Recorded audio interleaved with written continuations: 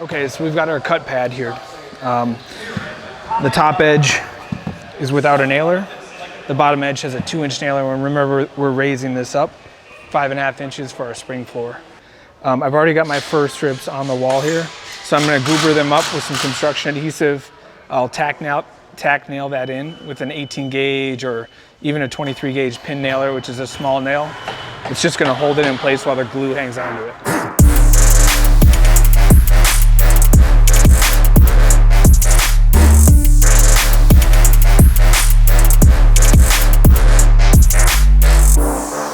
Into this, that'll hold the glue in place while this thing sets up. We should be good to go. Let's do another one.